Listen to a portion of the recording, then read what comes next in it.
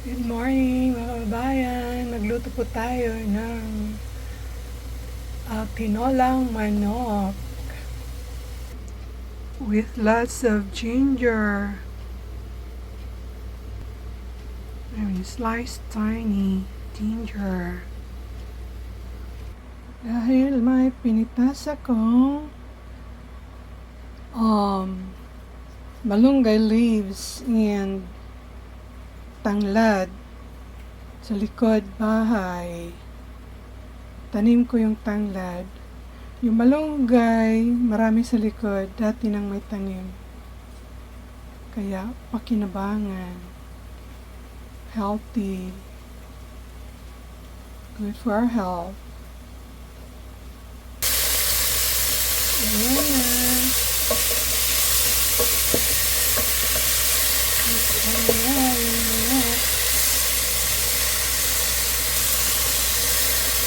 This is good. I like this chicken.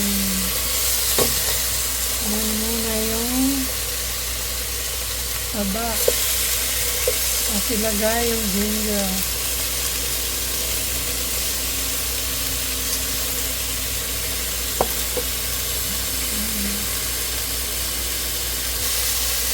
Ayan, babango na siya. Amoy naman siyang bango ng ginger.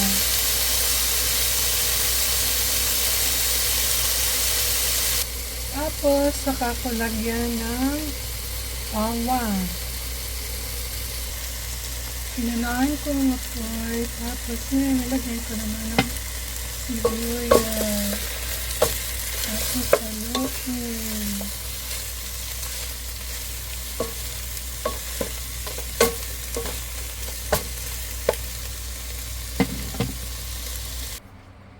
Tapos, lagyan ng tubig at dagdagan din ng apoy.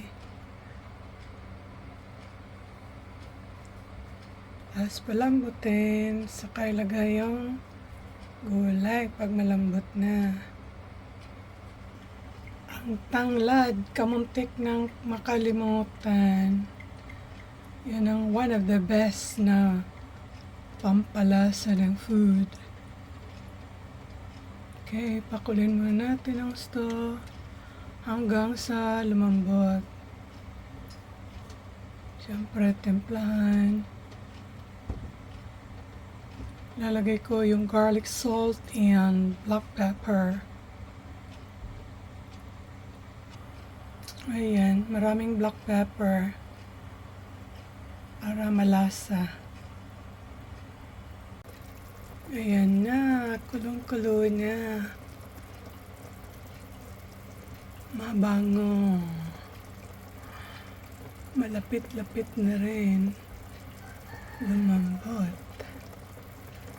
Kaya, takpan ko muna hanggang sa kumunti yung tubig. Saka ko ilagay yung gulay. Dahon ng malunggay. Ayan na, pwede ilagay ang gulay. Dinagdagan ko ng tubig kasi gusto ko yung naghihiwalay na yung buto sa so like yung laman sa buto. Kaya this time, lagay ko na yung dahon ng malunggay. Ayan, ganyan karaming ilagay ko. Kasi gusto ko yung maraming dahon. Para healthy. Healthy. Yan. So, in a few minutes, maybe 2-3 minutes, pwede nang kainin. Ayan. Ayan. Ayan na. Okay.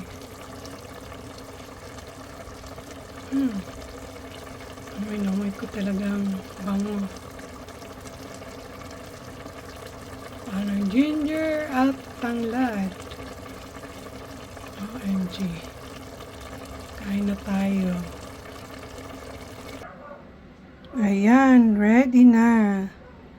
Kain po tayo ng lunch. Okay, enjoy your lunch then. Sige po. Have a good day, everyone.